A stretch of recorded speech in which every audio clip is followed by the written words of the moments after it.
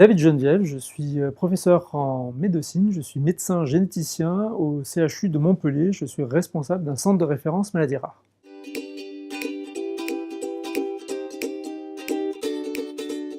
Dans le cadre du plan France Médecine Génomique 2025, il va y avoir lieu la réalisation de environ 235 000 génomes par an. Génome, ça veut dire le séquençage de l'intégralité de l'ADN d'une personne qui a une maladie rare ou un cancer.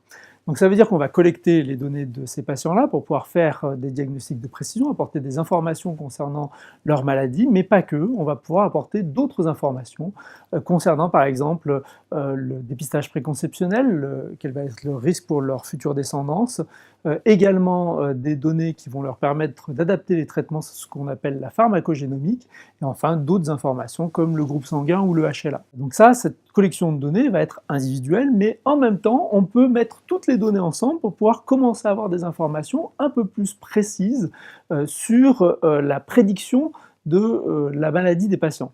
Alors, je vais m'expliquer parce que c'est pas très clair ce que je raconte. Globalement, si on vous fait un diagnostic de mutation BRCA1 dans le cadre d'un cancer du sein, on est aujourd'hui incapable de vous dire à quel moment va commencer votre maladie. Or, on pense que si on est capable d'agréger les données de centaines de milliers de personnes qui ont un cancer du sein, on va être prédictif sur l'âge de début, la sévérité, la précocité ou pas, et donc adapter de façon très précise le conseil qu'on va apporter au patient et sa prise en charge.